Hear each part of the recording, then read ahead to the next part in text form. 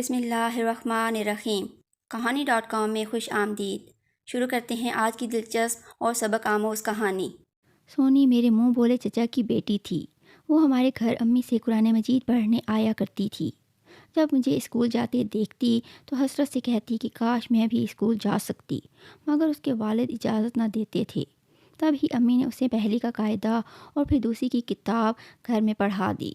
5ویں جماعت کے بعد میرا بھی اسکول جانا موقوف ہو گیا، کیونکہ 6ٹھی کلاس کے لیے لڑکوں کے اسکول میں داخلہ لینا پڑتا تھا، جس کی اجازت بھائی نے نہ دی کیونکہ وہ خود اس اسکول میں پڑھ رہا تھا۔ مجھے افسردہ دیکھ کر ابا نے کہا، صبر کرو، میرا تبادلہ شہر ہو جانے دو، وہاں میں تمہیں دوبارہ اسکول میں داخل کروا دوں گا، تب تک تم گھر میں ہی پڑھتی رہو۔ ان دنوں میرے والد قصبے کے ڈاک خانے میں ملازم تھے۔ وہ ہر ہفتے شہر جا کر قصبے کی ڈاک لے آتے اور وہاں سے جو ڈاک آتی اسے قصبے میں تقسیم کر دیتے۔ اس کے علاوہ پارسل منی آرڈر کا انتظام بھی وہی سنبھالتے تھے۔ والد صاحب نے مڈل کی تیاری خود مجھے گھر پر کروا دی، لیکن سونی بیچاری کا سلسلہ تعلیم تیسری جماعت سے منقطع ہو گیا۔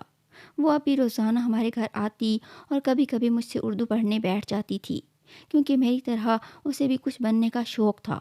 وہ اکثر کہتی کہ میں بڑی ہو کر استانی بنوں گی۔ ابھی وہ 14 برس میں تھی کہ ایک دن پتہ چلا اس کی شادی ہو رہی ہے۔ اس کے ماموں قریبی گاؤں میں رہتے تھے، جن کے ثبوت سے اس کی شادی ہو رہی تھی۔ اس آدمی کا نام شبیر تھا۔ میں نے اسے دیکھا ہوا تھا۔ میں پریشان ہو گئی کیونکہ اس شخص کے تو پہلے 5 بچے تھے اور عمر میں بھی کافی بڑا تھا۔ سونی کی ماں نے جب میری اماں کو بتایا تو انہوں نے سر پکڑ لیا، کہنے لگیں، بھابھی یہ تم نے کیا غضب کر دیا؟ توکن پر بیٹی دے رہی ہو اور وہ بھی ادھیڑ عمر والے کو، جو تمہاری بیٹی سے چگنا عمر میں بڑا ہے۔ کیا ہو گیا ہے؟ سونی تو ابھی معصوم بچی ہے، کیوں ایسا غلط فیصلہ کر رہی ہو؟ بھابھی جان، شبیر کی بیوی 2 ماہ ہوئے انتقال کر چکی ہے۔ اس کے 3 بچے تو سمجھدار ہیں، ان کو سنبھالنا نہیں پڑتا۔ 2 ہی ایسے ہیں جن کو دیکھ بھال کی ضرورت ہے، ان کی دیکھ بھال میں خود کر لیا کروں گی۔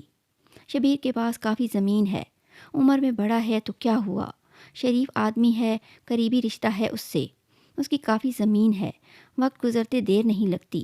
2-4 سالوں میں اپنی سونیا 18 کی ہو جائے گی، خوشحال گھرانہ ہے، یہ وہاں سکھی رہے گی۔ اس وقت شبیر مشکل میں ہے، تب ہی ہم سے رشتہ مانگ رہا ہے۔ ہم نے انکار نہیں کیا، کل کوئی اور بھلا مانس اپنی بیٹی دے دے گا۔ بیٹیوں کے رشتے جلد تھوڑا ہی ملتے ہیں۔ چاچی جی، کیا تمہارا دل نہیں دکھتا کہ تم سونی کو 5 بچوں کی ماں بنا رہی ہو؟ آخر مجھ سے بھی چپ نہ رہا گیا۔ بیٹی، میں کیا کر سکتی ہوں، میری مرضی نہیں چلے گی۔ سونیا کا ماما اس کے ابا کے سر ہو گیا ہے۔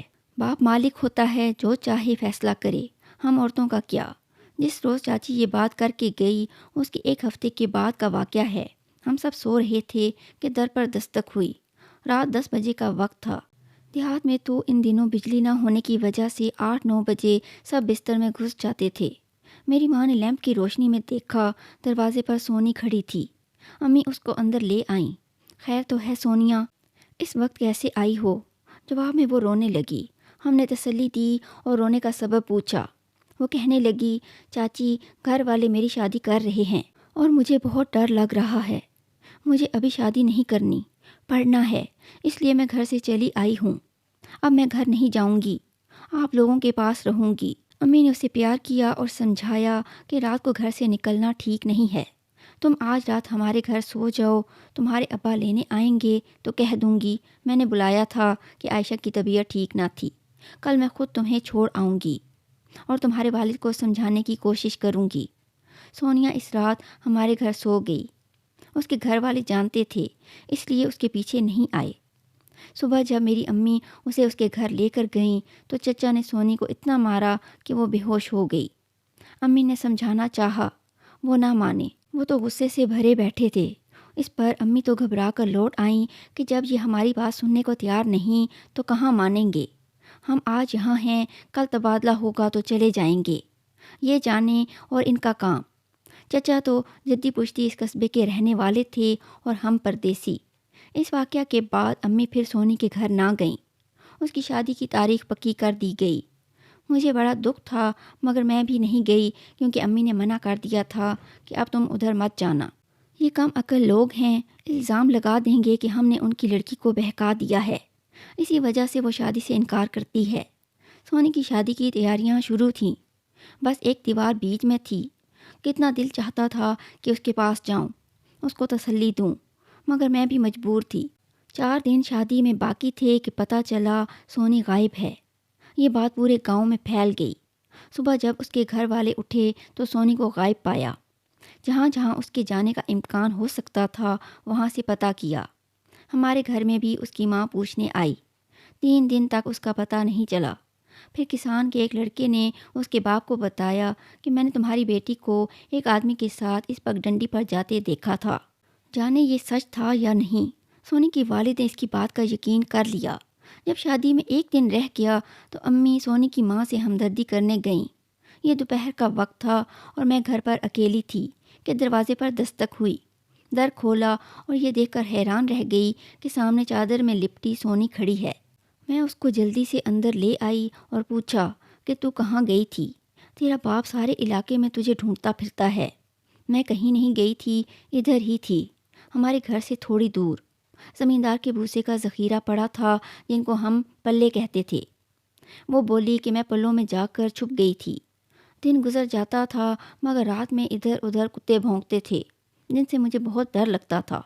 2 دن سے زیادہ وہاں چھپنا ممکن ہی نہ رہا، اسی لیے تمہارے گھر آ گئی ہوں۔ گھر جاؤں گی تو ابا مارے گا، اس لیے وہاں نہیں گئی۔ وہ بھوک سے نڈھال تھی۔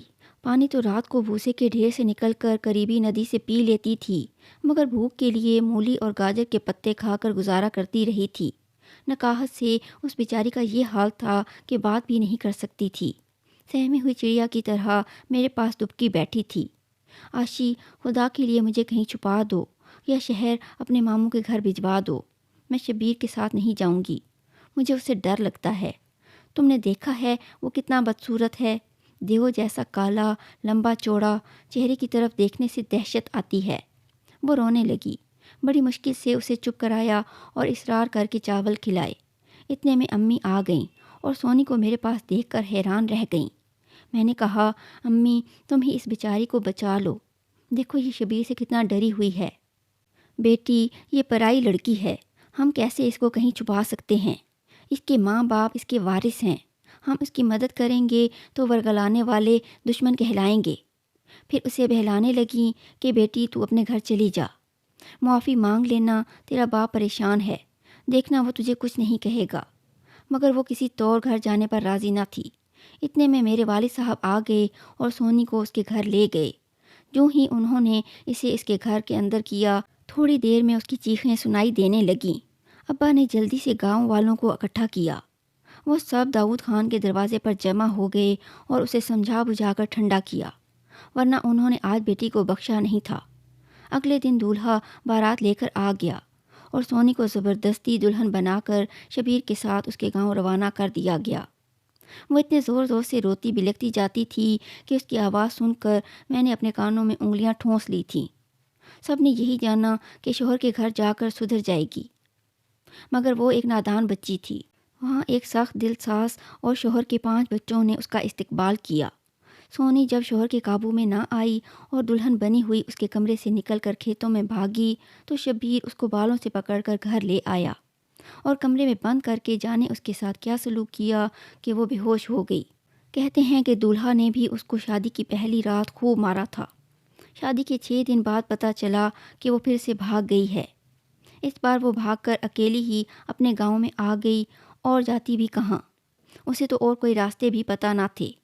کاش وہ اس بار گاؤں نہ آتی بلکہ کہیں اور چلی جاتی، شاید کوئی خدا ترس اس کو بچا لیتا۔ اس بار وہ ہمارے گھر آنے کی بجائے ہماری استانی کے گھر جا کر چھپ گئی۔ بیچاری استانی تو پہلے ہی اس قصبے کے جاہلانہ ماحول سے ڈری رہتی تھی۔ وہ بڑی مشکل سے قصبے کے اس اسکول میں پڑھانے کے لیے راضی ہوئی تھی۔ اس نے سوچا کہ سونیا کی وجہ سے اس پر کوئی آفت نہ ٹوٹ پڑے۔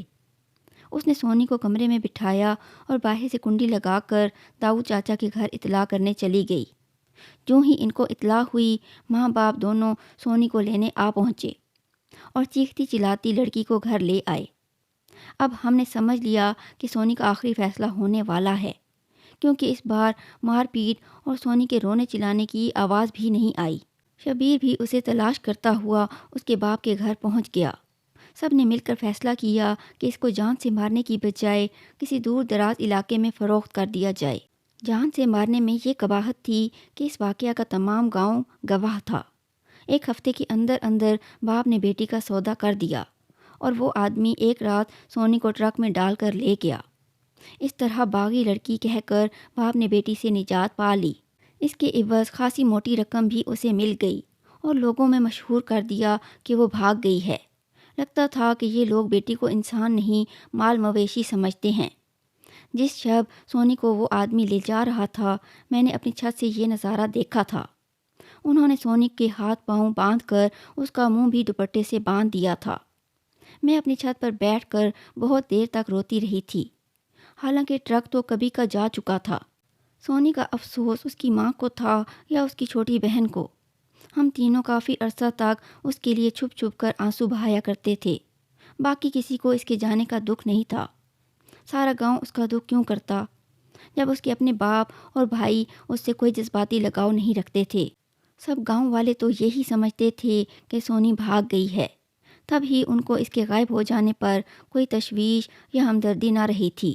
یہ تھی آج کی کہانی۔ اگر ویڈیو پسند آئے تو اسے لائک اور شیئر کریں، چینل کو سبسکرائب کریں اور بیل نوٹیفیکیشن آن کر دیں تاکہ ہماری آنے والی ہر کہانی آپ کو بر وقت مل سکے۔ کمنٹس میں اپنی قیمتی آراء سے ضرور آگاہ کریں۔ اپنا اور اپنے چاہنے والوں کا بہت زیادہ خیال رکھیں۔ اللہ حافظ۔